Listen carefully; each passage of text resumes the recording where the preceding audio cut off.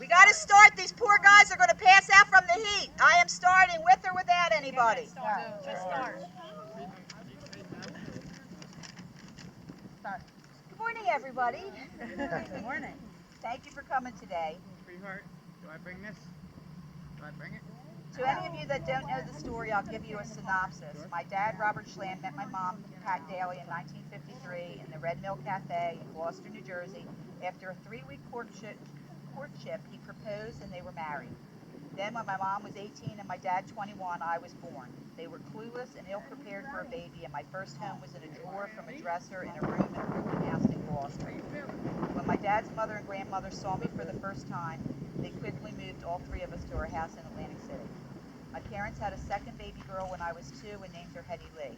She died in the hospital when she was 2.5 weeks old, and her death was a major blow to the whole family. They went on to have Deborah, Stephen, Donna, Brian, and Lori, making 7 children in total.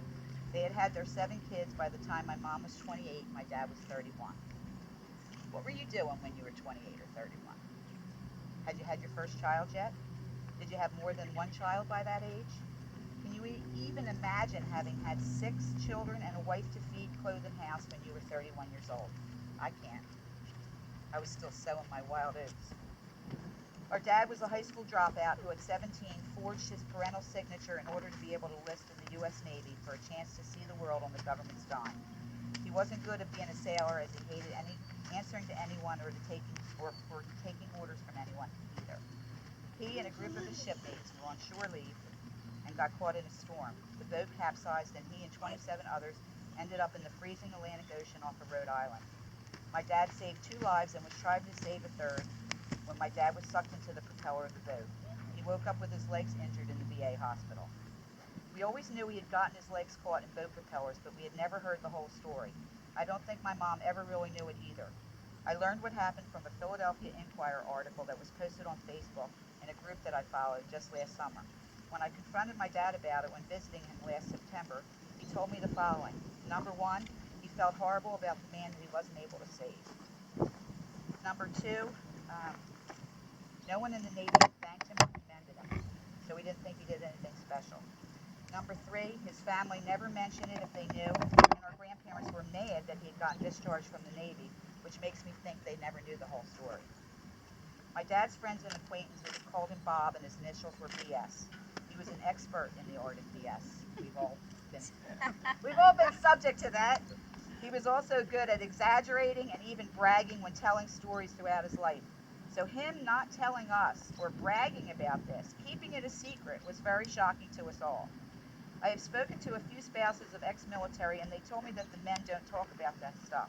That's how it was then, and that's how it is even now. If I had to pick a song for my dad's life, it would be My Way by Frank Sinatra. He truly did it his way for 89 and a half years. Happy belated birthday, Dad. This would have been his 90th birthday. This is a very different celebration of your life than you had last year. For work, he drove a jitney, a cab, and even a tractor trailer a few times. Driving was his thing. He owned a clothing store in Pleasantville and Northfield called the Clothes Corral, and he had his own photography studio in Las Vegas for a few years. The moss never had any time to grow under his feet. He lived in Atlantic City, McKee City, Hawaii, Vegas, and many other places in Florida over the years since leaving South Jersey in 1981.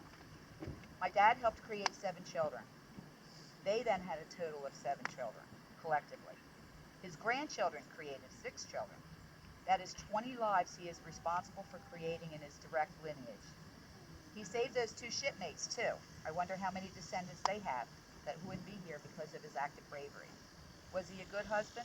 Rarely. Was he a good father? Not so much.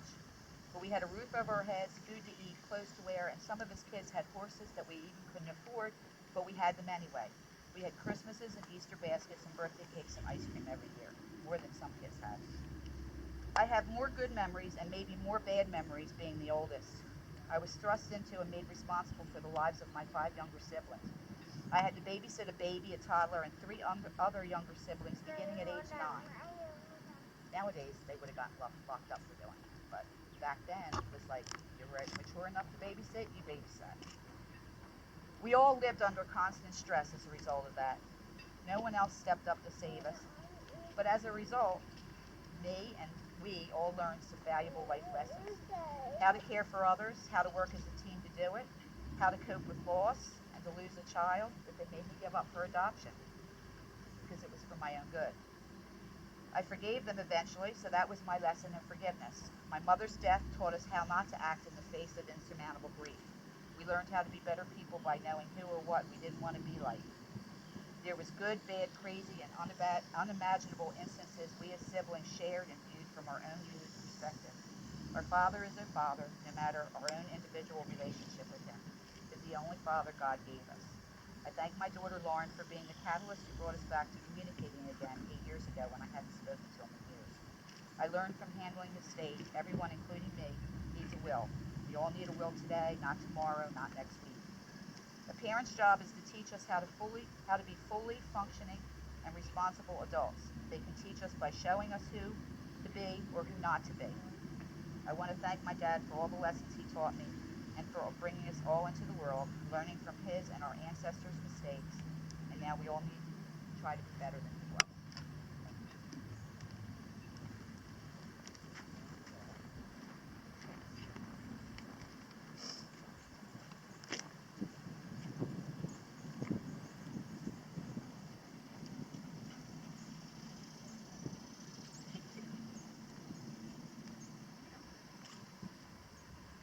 Ladies and gentlemen, I'm Sergeant at Arms Chuck Knutson, last salute military funeral honor guard. We're here today to conduct military funeral honor ceremony. I'd like to let everyone know what we're going to be doing so no one is shocked by any loud noises. In his honor, we'll be firing a Civil War cannon. It is real and it is loud. So when I yell cannon, cover your ears. After the cannon is fired for a single volley, our ship's bell will be rung 3 times. After the memorial ship's bell is rung 3 times, our rifle team will fire 3 volleys. Those are World War II M1 Garand 30 caliber weapons. They are also very loud. After the rifles fire 3 volleys, taps will be played. The flag will be unfolded, refolded, and presented to you, ma'am. Before we begin any of that, I want to draw everyone's attention to our most sacred possession. This is Last Salute's prayer box. Within it are the prayer cards and photographs of all of those that we honor. Today, I will read the prayer from the top, and you will place your loved one inside. Once you do that, he will become a permanent member of our honor guard, and he will travel with us everywhere we go and overwatch everything that we do. Our prayer box has been held and prayed over by countless dignitaries and clergies of every denomination. Senators, congressmen, mayors, police chiefs, fire chiefs, the Attorney General of the United States, but most notably, many Medal of Honor recipients, including the last World War II Medal of Honor recipient who died just a few weeks ago. His family placed him in our prayer box. Our prayer box was with us at Arlington, at the Tomb of the Unknown Soldier, when we conducted the ceremony there. It was flown by Black Hawk helicopter from Fort Dix to Vineland for the renaming of the middle school after the first Army Ranger to die in the Black Hawk Down battle. It was honored at the Battleship, New Jersey. It was placed in a military backpack and carried all across Parris Island, to include the rifle range, the gas chamber, the crucible, and the obstacle course. And just this past Memorial Day, it was placed in another military backpack and marched 21 miles. All of this is to honor those that we place inside. We will always remember and always honor. Ma'am, you may stay right there. I will approach. Corporal. Guard. May the gates of heaven open wide, and the protecting saint of warriors, the Archangel Michael, take hold of our fallen brethren and raise this guardian soul to paradise. May he wash away the sin and shield against evil, for this fallen defender of a nation and its people has known sacrifice in service of others. Raise your sword and ascend to the safety and peace above us. Relieve the soul of burden and be blessed upon it. Favor this soul whilst we present honor and shroud this noble warrior from darkness and hasten to everlasting light. Port. Ever be righteously vigilant as we render our last salute. Precinct. Arms.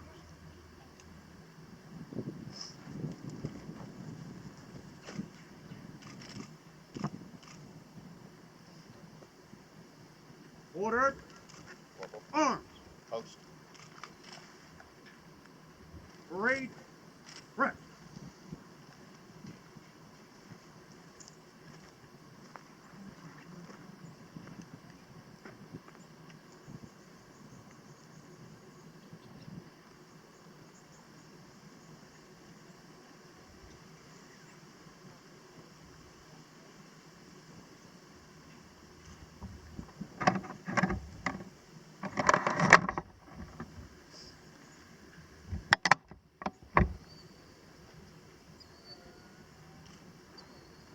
Final warning, the cannon will be loud.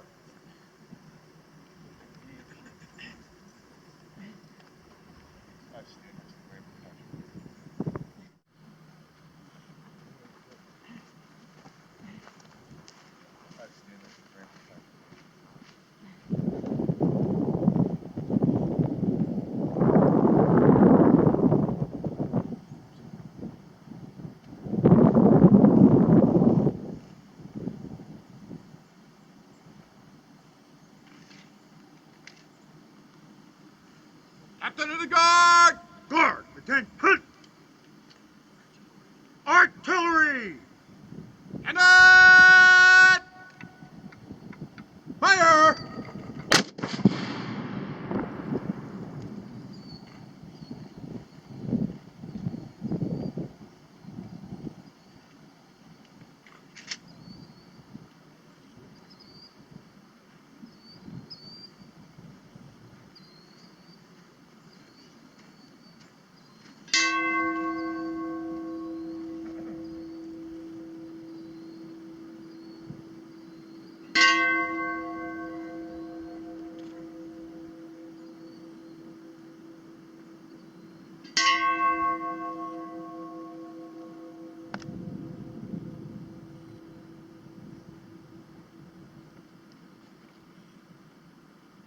Parade. Rest.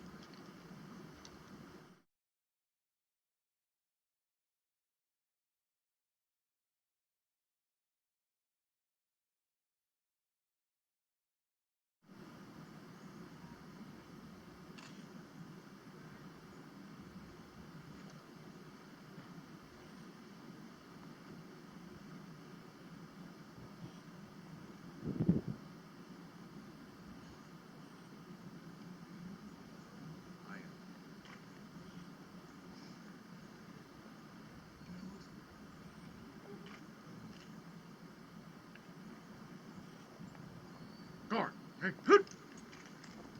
Port. Arms. Prepare to fire 3 volleys. Move! Ready! Aim! Fire! Aim! Fire! Aim! Fire! Left! Peace! Present! Arms!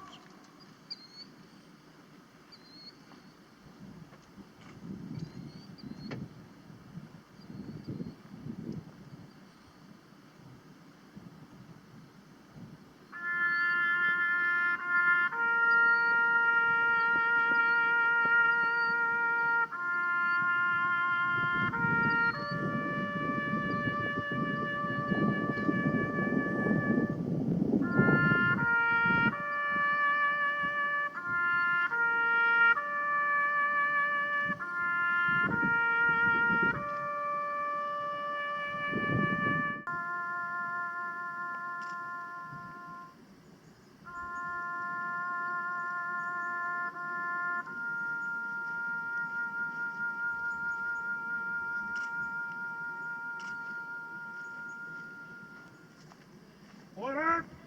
Arms! Parade!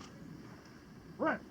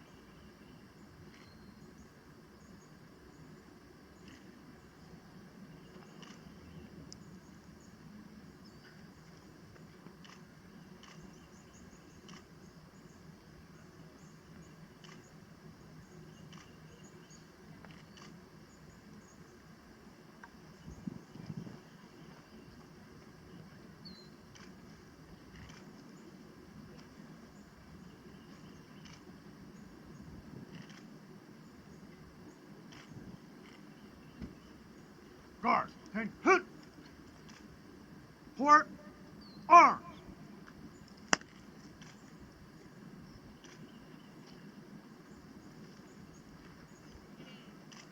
Present.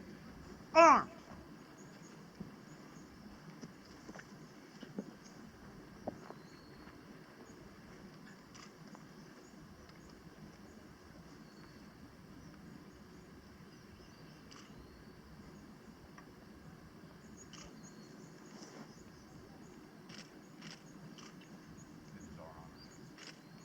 On behalf of the President of the United States, the entire United States military, and a very grateful nation, please accept this flag as a symbol of our appreciation for your loved one's honorable and dedicated service.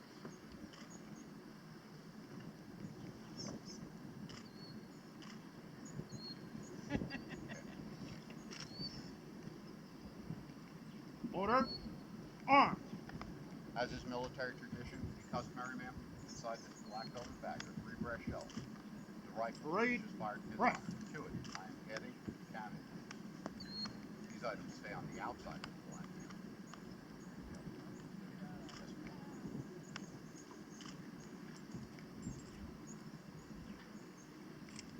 These additional shells can be handed out individually, or you may keep them all as you wish. Ma'am, could you hold these for her?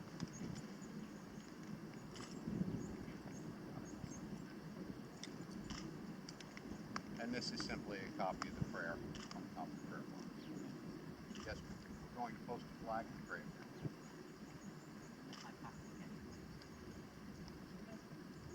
Yes, ma'am.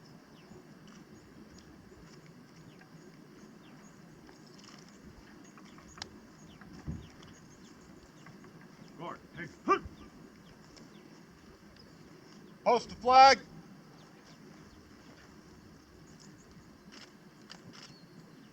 Port. Arms.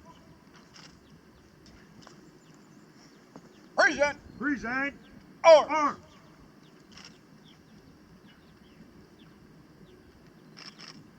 Order! Order. Arms! Arms. Post! Parade. Press. Ma'am, this is our ceremony. Thank you. You're very welcome. We'll now